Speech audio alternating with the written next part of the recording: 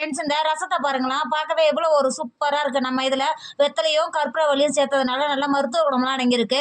இதில் சளி இருமல் ஜுரம் இதெல்லாம் இருக்கிற மாதிரியா இருந்தால் கண்டிப்பாக இதை ட்ரை பண்ணுங்கள், சட்டுன்னு சரியாயிடும். இன்றைக்கி எப்படி செய்யலாம்னு பார்க்கலாமா? Hi friends, welcome to Kerala சமையல். இந்த கேரளா சமையலில் சூப்பரான ஒரு மிளகு தட்டி போட்டு வெத்தலை கற்பூரவள்ளி போட்டு ரசம் தான் பண்ண போகிறோம். வாங்க எப்படி செய்யலாம்னு பார்க்கலாம். ரசம் பண்ணுறதுக்கு 4 வெத்தலை எடுத்திருக்கேன், நல்லா கழுவிட்டு எடுத்து வச்சுருக்கேன். அதே மாதிரி 4 கற்பூரவள்ளி எடுத்திருக்கேன், இதையும் நல்லா கழுவிட்டு எடுத்து வச்சுருக்கேன். நீங்கள் வெத்தலை இந்த இருக்குது பார்த்தீங்களா, இந்த காம்பு இருக்குது பாருங்கள், இந்த காம்பை எடுத்துட்டு மிக்சியில் சேர்த்தாதான் நல்லது. இது இருக்குது பார்த்தீங்களா, அந்த காம்பை மட்டும் இந்த மாதிரி எடுத்துக்கோங்க. இப்படி எடுத்திங்கன்னா ஈஸியாக வந்துடும். அதே மாதிரி இது இருக்குது பாருங்கள், இந்த கற்பூரவள்ளிலையும் இந்த இலையை இந்த மாதிரி எடுத்துக்கோங்க. நம்ம எடுத்த இலையை இப்போ ஒரு மிக்சி ஜார் எடுத்துக்கோங்க, மிக்சி ஜாருக்குள்ளே சேர்த்துக்கோங்க. வெத்தலையை தொருக்கு பாருங்க இந்த மாதிரி கட் பண்ணிவிட்டு சேர்த்துக்கோங்க. அது கூடவே 10 பல்லு பூண்டு சேர்த்துக்கோங்க. 1 டேபிள் ஸ்பூன் ஜீரகம் சேர்த்துக்கோங்க.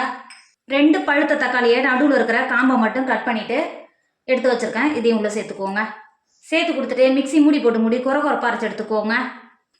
நீங்கள் அரைச்சி எடுத்தது இந்த அளவுக்கு இருக்கணும் பார்த்தீங்களா, இந்த அளவுக்கு நல்லா குறப்பாக இருக்குது பாருங்கள். இப்போ மிக்சி மூடி போட்டு மூடி ஒரு ஓரமாக மாற்றி வச்சுக்கோங்க. இப்போ ரசம் பண்ணுறதுக்கு அடுப்பில் ஒரு பாத்திரம் வச்சுக்கோங்க. 2 டேபிள் ஸ்பூன் எண்ணெய் சேர்த்துக்கோங்க. எண்ணெய் சேர்த்து எண்ணெய் நல்லா சூடாகிடுச்சு.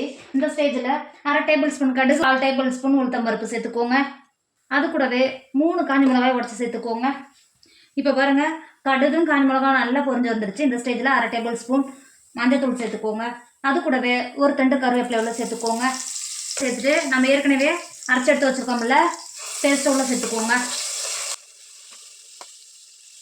பேஸ்ட்டை சேர்த்து கொடுத்துட்டு அது கூடவே 2 டேபிள் ஸ்பூன் மிளகு தூள் சேர்த்துக்கோங்க. நாங்கள் மிளகு தூளுன்றதுனால நான் இந்த ஸ்டைலில் சேர்த்துக்கிறேன். நீங்கள் மிளகாய் சேர்க்கும் போது மிக்சிலே சேர்த்து நல்லா அரைச்சி எடுத்துக்கோங்க.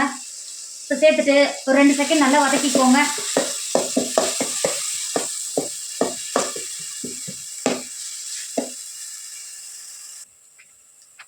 இப்போ பாருங்கள், நல்லா வதங்கி வந்துருச்சு. இந்த ஸ்டேஜில் அரைநெல்லிக்காய் சைஸ் புளியை நல்லா கரைச்சி எடுத்து வச்சுருக்கேன், புளி தண்ணியை உள்ளே சேர்த்துக்கோங்க. புளி தண்ணி சேர்த்து கொடுத்துட்டு உங்களுக்கு ரசத்துக்கு எந்த அளவுக்கு தண்ணி தேவையோ அந்தளவுக்கு தண்ணி சேர்த்துக்கோங்க. தண்ணி சேர்த்து கொடுத்துட்டு அது கூடவே உப்பு 2 டேபிள் ஸ்பூன் உப்பு சேர்த்துக்கோங்க. உங்கள் டேஸ்ட்டுக்கு அனுசரித்து உப்பு சேர்த்துக்கோங்க. உப்பு சேர்த்து கொடுத்துட்டு அது கூடவே 1/4 டேபிள் ஸ்பூன் பெருங்காயத்தூள் சேர்த்துக்கோங்க. நம்ம பெருங்காயம் இந்த ஸ்டேஜில் சேர்க்கும் போது ரசம் கொதிக்கணும்னு அவசியம் கிடையாது, நம்ம ஏற்கனவே வதக்கி தான் சேர்த்துருக்கோம். ஒரு கைப்பிடியாலும் நல்லா மல்லித்தழையை பெருசாகவே கட் பண்ணி சேர்த்துக்கோங்க. மல்லித்தழையை சேர்த்து கொடுத்துட்டு மூடி போட்டு மூடி ஒரு 10 நிமிஷம் நல்லா கொதிக்க விடுங்க. இப்போ பாருங்கள், ரசம் எந்த அளவுக்கு கொதிக்க ஆரம்பிச்சது பார்த்தீங்களா, இந்த அளவுக்கு கொதிச்சாவே போதும், இதுக்கு மேலே கொதிக்க வேணாம். இந்த அளவுக்கு கொதிக்கும் போதே வாசனை வீடு பூரா மணக்கும். இந்த அளவுக்கு நல்லா கொதிக்கும் போதே இறக்கிக்கோங்க.